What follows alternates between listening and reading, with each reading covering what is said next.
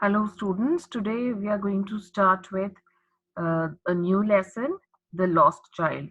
This lesson has been written, the story has been written by Mulk Raj Anand, and as the name suggests, this is the story of a child who goes to a fair with his parents.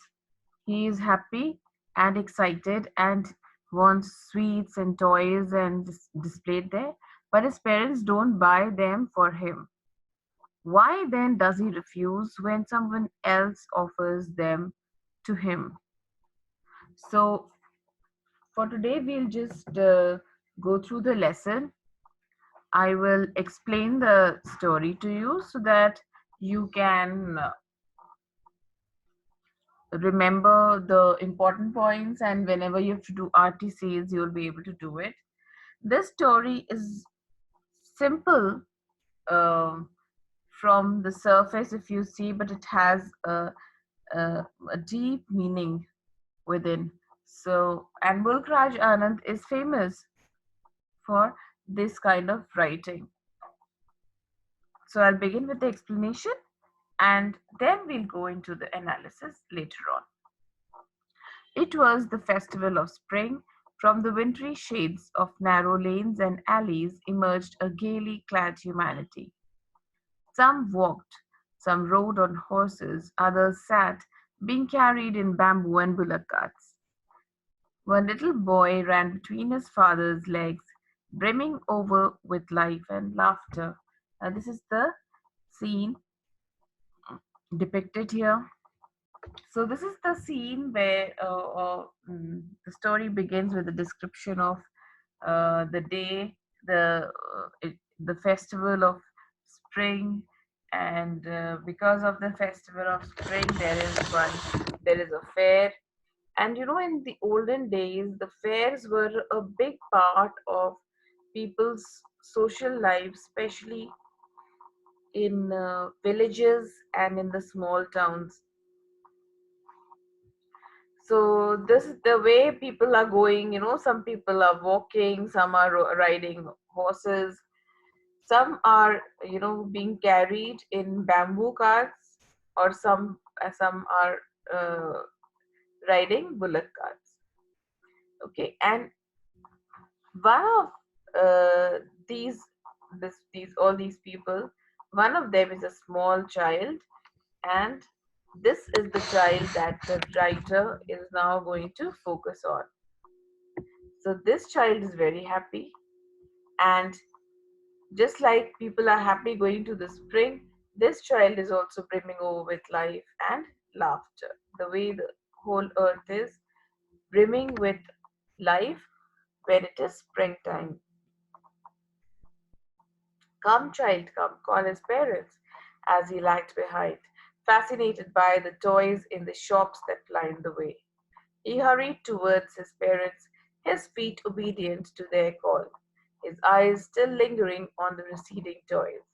As he came to where they had stopped to wait for him, he could not suppress the desire of his heart, even though he well knew the old, cold stare of refusal in their eyes.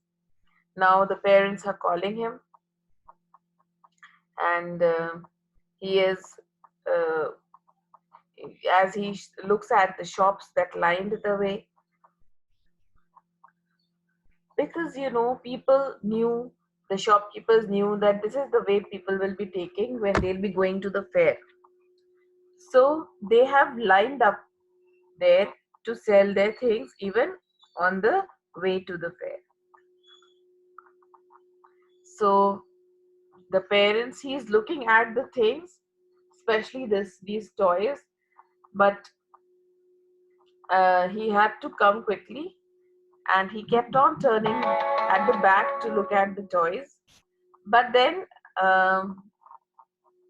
he could not. He looked at the parents. Now parents were also prepared that this child is going to ask for the toys. But sorry, even though he knew that the parents are going to say no to it, he still pleads and he says that I want that toy. His father looked at him, red-eyed, in his familiar tyrant's way. His mother, melted by the free spirit of the day, was tender her finger giving him her finger to hold, said, "Look, child, what is before you?" So, father is very stern, but mother tries to lovingly divert his attention to something else. Mothers are very good at this. So, she diverts the child's attention and asks him to see what was there before him. And it was a beautiful sight. It was a flowering mustard field, okay, pale like melting gold as it swept across miles and miles of even land. Now, see, Mulk Raj Anand belonged to Punjab, Peshawar to be precise, and this uh, was in the excuse me, the part of Punjab that is now in Pakistan.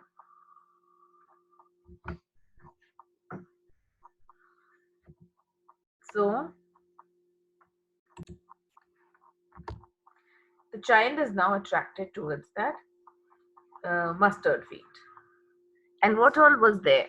A group of dragonflies were bustling about on their gaudy purple wings, intercepting the flight of a lone black bee or butterfly in search of sweetness from the flowers.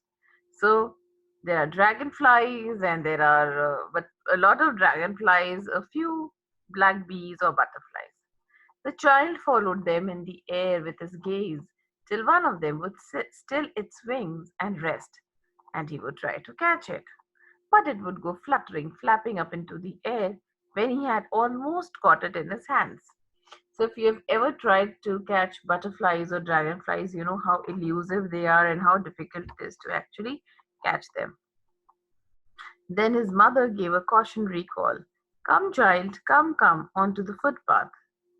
So again he ran towards his parents and walked abreast of them. That means walked ahead of them for a while, being, however, soon left behind, attracted by the little insects and worms along the footpath that were teeming out from their hiding places to enjoy the sunshine. Now the child is walking, in front of where a little above, a little in front of the parents. But then he lingers on, watching at the worms coming out of their hiding places, and so again he lags behind. "Come, come, come, child, come," his parents called from the shade of a grove where they had seated themselves on the edge of a wall. He ran towards them. So, because these people are walking, they must be tired. Just to catch their breath, they take a short break and sit on the edge of a well. A shower of young flowers fell upon the child as he entered the grove, and forgetting his parents, he began to gather the raining petals in his hands. So as he ran towards them, he came under one tree, and a lot of flowers fell in his hands. It was like it was as if it was raining. The flowers were raining on him. But he heard the cooing of doves and ran towards his parents, shouting, "The dove, the dove!" The raining petals dropped from his forgotten hands. So, this child is like, any other child, because small kids, they get distracted so easily. So, first it's a toy, and then the field, and then the dragonflies, then the butterflies, and then the raining petals, and now the doves. So everything is forgotten, and because that place is so full of different sights and sounds, the child has enough to, you know, get himself distracted. "Come, child, come," they called to the child, who had now gone running in wild capers round the banyan tree. Capers is, he's skipping, and gathering him up, they took the narrow, winding path which led to the fair through the mustard fields. As they neared the village, the child could see many other footpaths full of throngs. Throngs means crowds, converging to the whirlpool of the fair. Converging means all meeting, all crowds, all these throngs of people coming together And where are they meeting? In the whirlpool of the fair. The whirlpool of water, it pulls everything in the center towards it. So the same way, this fair is like a whirlpool because all the people are going only in the direction of the fair, and felt at once repelled and fascinated by the confusion of the world he was entering. So he was repelled also by it, and he was fascinated also. He was repelled because children do not like to be among strangers, but he was fascinated because he also wanted to see so many people and so many things around, new things. So he was interested in watching all that also. So this is why the writer says that the child was repelled and fascinated by the confusion. So at the same time, he was repelled as well as fascinated. A sweetmeat seller. A sweetmeat seller is a halwai. What you call halwai in Hindi? He he's selling gulab jamun, rasgulla, barfi, jalebi at the corner of the entrance, and a crowd pressed round his counter at the foot of an architecture of many colored sweets. So, the heaps of different sweets, the stacks of sweets, that is described as an architecture. So, decorated with leaves of silver and gold, the gold and silver foil that is put on the sweets. The child stared open eyed, and his mouth watered for the burfi that was his favorite sweet. I want that burfi, he slowly murmured, but he half knew as he begged that his plea would not be heeded. Heeded means his plea would not be listened to because his parents would say he was greedy. So, without waiting for an answer, he moved on. Now, see, the child has um, seen the sweets. He wants a burfi. It also says it, but not very loudly because he's not expecting to be, heard, or he's not expecting that his parents would pay attention to him or buy that burfi for him. So he does not even bother to speak aloud. A flower seller hawked. So after the sweetmeat seller comes the flower seller. The flower seller hawked a garland of gulmohar, a garland of gulmohar. The child seemed irresistibly drawn, so he was attracted towards that hawker. He went towards the basket where the flowers lay, heaped and half murmured, I want that garland. But he well knew his parents would refuse to buy him those flowers because they would say that they were cheap. So, without waiting for an answer, he moved on. So, this child moves on again, and the the he again, he doesn't bother to ask loudly and clearly because he knows the excuse that his parents would make for not buying him the flowers.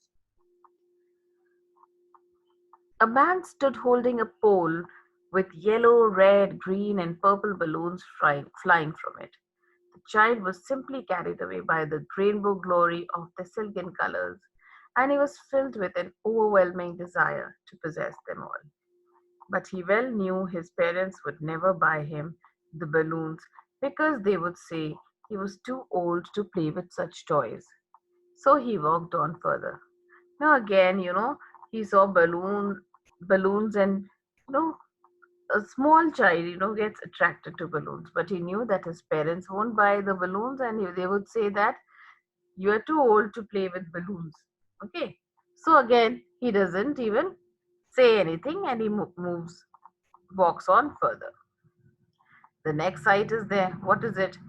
A snake charmer stood playing a flute to a snake which coiled itself in a basket, its head raised in a graceful bend like the neck of a swan, while the music stole into its invisible ears like the gentle rippling of an invisible waterfall.